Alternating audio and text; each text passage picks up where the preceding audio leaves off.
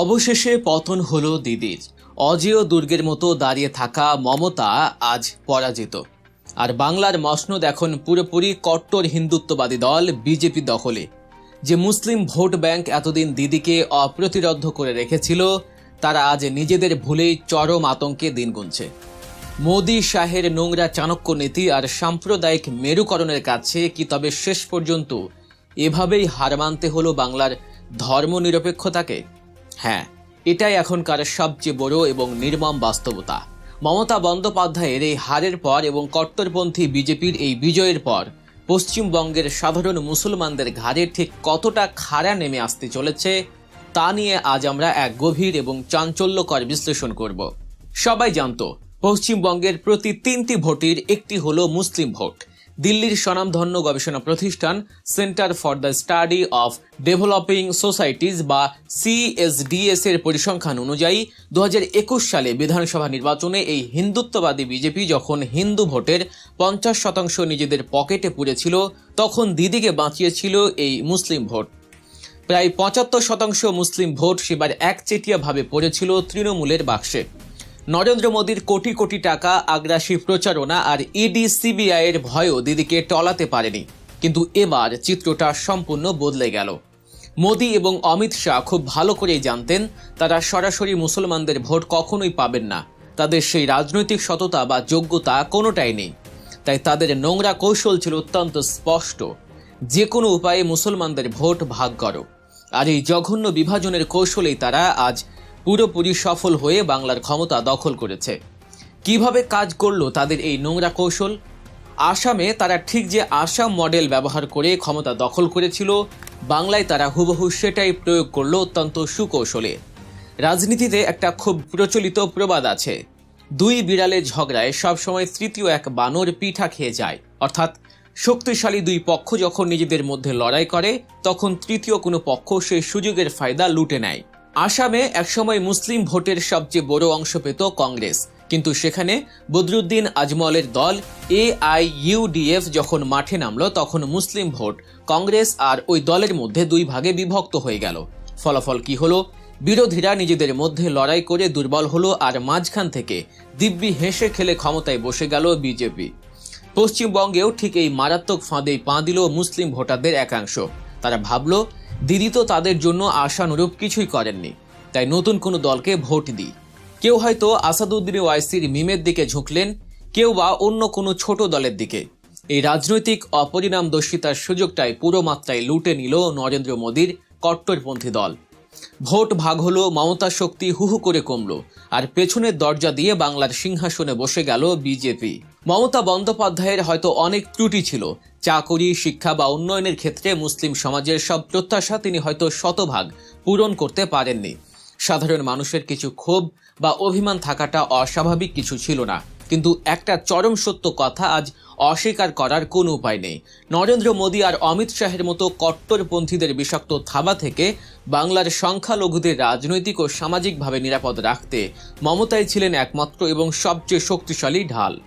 উত্তরপ্রদেশ, মধ্যপ্রদেশ বা গুজরাটের মতো বুলডোজার রাজনীতি, বিনা বিচারে মুসলিমদের বাড়িঘর গুঁড়িয়ে দেয়া বা রাস্তায় ফেলে পিটিয়ে মারার যে জঘন্য সংস্কৃতি, তা বাংলায় এতকাল ঢুকতে পারেনি শুধু এই মমতার জন্যই। আজ সেই ঢাল ভেঙে টুকরো টুকরো হয়ে গেছে।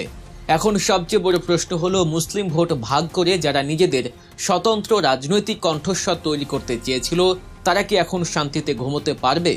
মোটেও না।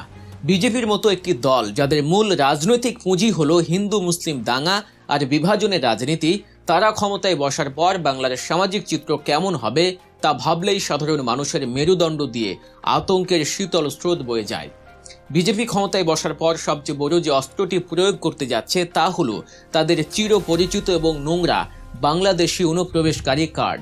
প্রতিবেশী দেশ বাংলাদেশের নাম জড়িয়ে চরম নোংরামি আর মিথ্যাচার করাই হলো বিজেপির প্রধান রাজনৈতিক হাতিয়ার। ভারতের অন্য কোনো রাজ্যে কিছু হলে বা যে কোনো নির্বাচনে ফায়দা লুটতে হলে বাংলাদেশ জুজু দেখানো তাদের একটা মজ্জাগত অভ্যাসে পরিণত হয়েছে। দীর্ঘদিন ধরেই তারা অত্যন্ত নির্লজ্জের মতো বলে আসছে, তৃণমূল সরকার নাকি অবৈধ বাংলাদেশি অনুপ্রবেশকারীদের আশ্রয় দিয়ে নিজেদের ভোট ব্যাংক বানিয়েছে।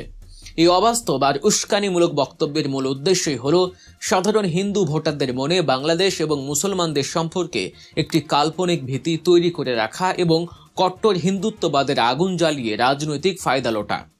এখন যেহেতু তারা ক্ষমতায় বসে গেছে, তাদের নেতারা মাঠে ময়দানে বারবার যে প্রকাশ্য হুমকি দিয়েছিলেন তা বাস্তবে রূপ নেয়ার সময় এসে গেছে। ন্যাশনাল রেজিস্টার অফ সিটিজেন্স বা এনআরসি এবং সিটিজেনশিপ অ্যামেন্ডমেন্ট অ্যাক্ট বা সিএএ এর মতো চরম বিতর্কিত ও বৈষম্যমূলক আইনের খড়গ এখন সরাসরি নামতে চলেছে সাধারণ খেটে খাওয়া ভারতীয় মুসলমানদের উপর। অবৈধ অনুপ্রবেশকারী খোঁজার নামে চলবে চরম রাষ্ট্রীয় হয়রানি। বংশ পরম্পরায় যারা বাংলায় বসবাস করছেন, যাদের বাপ দাদারা ওই মাটিতে শুয়ে আছেন, তাদেরও এখন সরকারি অফিসে লম্বা লাইনে দাঁড়িয়ে কাগজের পর কাগজ দেখিয়ে প্রমাণ করতে হবে যে তারা ভারতীয়।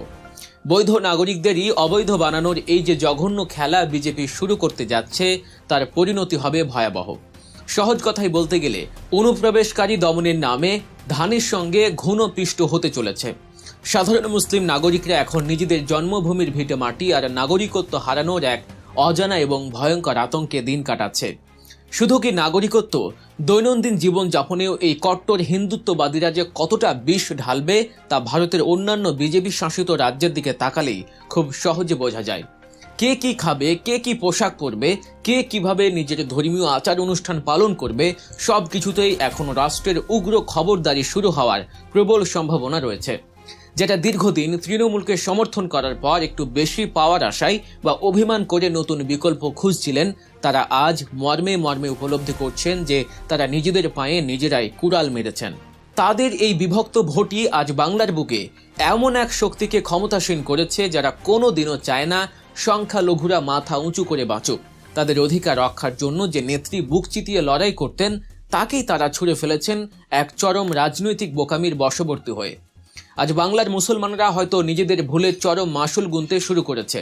তারা হারে হারে বুঝতে পারছে একতাই বল আর বিভক্তিতেই পতন। এই পুরনো প্রবাদটি রাজনীতিতে কতটা নির্মমভাবে সত্যি। মমতা বন্দ্যোপাধ্যায় হেরে যাওয়ার মানে শুধু একটি রাজনৈতিক দলের পতন নয়, এটি বাংলার দীর্ঘদিনের অসাম্প্রদায়িক ও ধর্মনিরপেক্ষ কাঠামোর পতন। কট্টর হিন্দুত্ববাদী বিজেপির শাসনে এখন বাংলার মুসলিমদের নাগরিকত্ব, নিরাপত্তা, রাজনৈতিক অস্তিত্ব এক গভীর এবং অনিশ্চিত অন্ধকারের মুখে এসে দাঁড়িয়েছে। নরেন্দ্র মোদীর সরকার বাংলায় উন্নয়ন আনবে, কর্মসংস্থান বাড়াবে, এমনটা যারা এখনো বিশ্বাস করেন তারা হয়তো বোকার স্বর্গেই বাস করছেন। কারণ বিভাজন, ঘৃণা আর আতঙ্কের রাজনীতি ছাড়া এই দলটির ঝুড়িতে সাধারণ মানুষের কল্যাণের জন্য আর কিছুই নেই। মোদী অমিত শাহের আসল লক্ষ্য বাংলার উন্নয়ন নয়, বরং বাংলাকে তাদের হিন্দুত্ববাদী পরীক্ষাগারে পরিণত করা। দর্শক, আমাদের আজকের এই গভীর বিশ্লেষণ আপনাদের কেমন লাগলো তা অবশ্যই কমেন্ট করে জানাবেন। আপনাদের প্রতিটি মতামত আমাদের কাছে অত্যন্ত গুরুত্বপূর্ণ। ভিডিওটি ভালো লাগলে একটি লাইক দিন এবং চারপাশের মানুষদের এই ভয়াবহ রাজনৈতিক পরিণতি সম্পর্কে সচেতন করতে ভিডিওটি শেয়ার করুন। আর এমন নিয়মিত তথ্যবহুল, সাহসী ও বিশ্লেষণধর্মী ভিডিও পেতে গল্প নিউজ চ্যানেলটি সাবস্ক্রাইব করতে একদম ভুলবেন না। সবাই ভালো থাকবেন, নিরাপদে থাকবেন, গল্প নিউজের সাথেই থাকবেন।